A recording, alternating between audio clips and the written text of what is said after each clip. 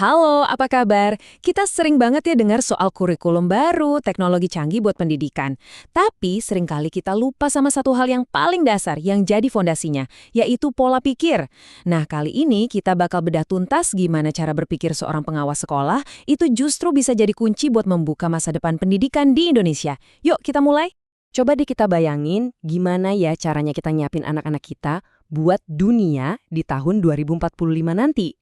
Ini bukan cuma soal mereka jago matematika atau sains loh, tapi lebih ke gimana caranya mereka punya mental yang tangguh, super kreatif, dan pastinya jago kerja sama tim.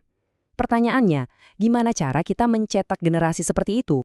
Nah, untuk menjawab tantangan besar tadi, pemerintah punya beberapa program prioritas. Tapi coba perhatikan yang paling atas, pembelajaran mendalam atau deep learning. Inilah yang bakal jadi fokus utama kita, karena konsep ini benar-benar mengubah cara kita melihat proses belajar itu sendiri. Oke, kita masuk ke bagian pertama. Bicara soal masa depan pendidikan kita, intinya adalah pergeseran ke sebuah filosofi yang disebut pembelajaran mendalam. Dan ini, percayalah, lebih dari sekedar metode ngajar biasa. Terus, apa sih pembelajaran mendalam itu? Gampangnya gini, ini adalah pergeseran dari yang tadinya cuma menghafal, jadi benar-benar menguasai. Siswa itu didorong buat mikir kritis, jadi kreatif, dan yang paling penting bisa bareng-bareng mecahin masalah di dunia nyata. Jadi bukan cuma tahu, tapi bisa melakukan sesuatu. Oke, visi besarnya udah ada. Tapi gimana cara mastiin visi ini sampai ke setiap kelas di seluruh Indonesia? Nah, disinilah kita butuh agen perubahan di lapangan. Dan agen perubahan itu adalah pengawas sekolah. Mereka lah yang jadi ujung tombak buat memandu transformasi ini. Lupakan deh citra pengawas zaman dulu yang datang cuma buat inspeksi atau ngurusin administrasi. Peran mereka sekarang itu jauh lebih strategis. Mereka harus jadi pendamping buat sekolah, jadi pelatih atau coach buat para guru, dan jadi jembatan antara kebijakan di atas sana dengan praktik nyata di dalam kelas. Tapi, ya, ada tantangannya. Untuk bisa menjalankan peran sepenting ini, para pengawas sendiri seringkali merasa belum cukup dibekali nih. Mereka butuh lebih dari sekedar perintah. Mereka butuh dukungan nyata dan pelatihan yang benar-benar relevan.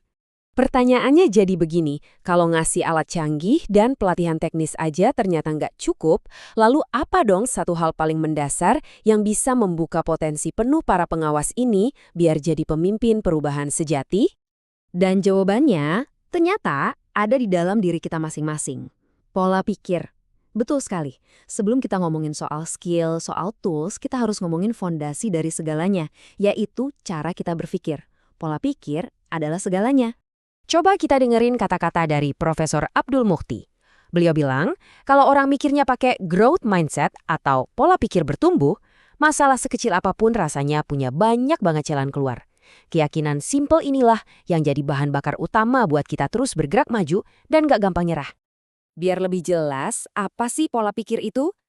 Anggap aja pola pikir atau mindset itu seperti kacamata yang kita pakai setiap hari. Kacamata inilah yang membentuk cara kita melihat dan mengartikan semua hal yang terjadi di sekitar kita. Dan ini nih rantai sebab akibat yang kuat banget. Apa yang kita yakini, yaitu pola pikir kita, akan langsung menentukan apa yang kita lakukan, tindakan kita.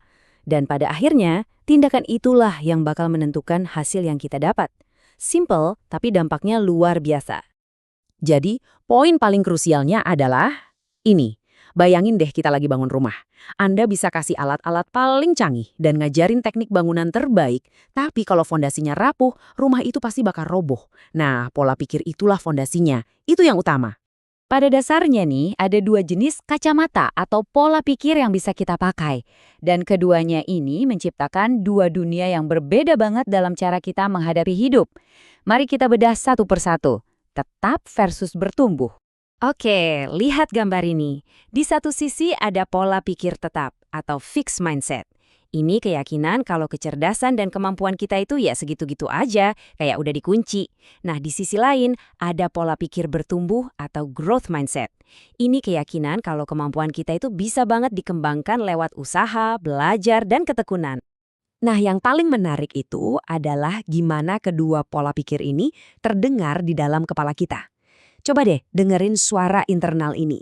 Pola pikir tetap bilang, "Duh, kalau aku gagal berarti aku emang gak mampu." Sementara itu, pola pikir bertumbuh bilang, "Oke, aku gagal. Berarti aku harus belajar lagi dan coba lagi." Beda banget kan cara ngomong ke diri sendiri? Dan suara di kepala tadi itu bukan cuma omongan loh, itu langsung menentukan tindakan kita. Bagian ini nunjukinya dengan jelas banget. Saat ketemu tantangan, si pola pikir tetap bakal menghindar. Sebaliknya, si pola pikir bertumbuh bakal menerima tantangan. Waktu lihat orang lain sukses, yang satu merasa terancam, yang satunya lagi malah jadi terinspirasi. Nah, ini kabar baiknya. Pola pikir itu bukan takdir, itu bukan sesuatu yang permanen. Ini adalah pilihan yang bisa kita latih. Jadi, pertanyaannya, gimana caranya kita membangun pola pikir bertumbuh ini? Yuk kita lihat langkah-langkah praktisnya. Prosesnya itu ada 4 langkah sederhana. 1. Kenali dulu kapan suara si pola pikir ketap itu muncul di kepala. 2. Sadari kalau kamu punya pilihan untuk nggak ngikutin suara itu. 3. Lawan suara negatif itu dengan perspektif pola pikir bertumbuh. Dan 4, ini yang paling penting, bertindaklah berdasarkan suara baru yang positif ini. Sekarang, kita kembali lagi ke kerangka besar pembelajaran mendalam tadi. Coba lihat, sistem ini kan kompleks ya. Nah, pola pikir bertumbuh inilah yang jadi energi atau bahan bakar yang menggerakkan seluruh mesin ini.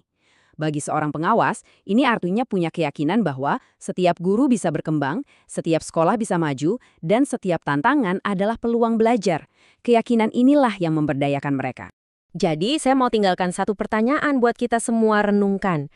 Nggak peduli Anda seorang pengawas, guru, atau siapapun, saat tantangan berikutnya datang menghampiri, suara yang mana yang akan Anda pilih untuk didengarkan? Suara yang membatasi atau suara yang mendorong untuk bertumbuh? Pilihan ada di tangan Anda.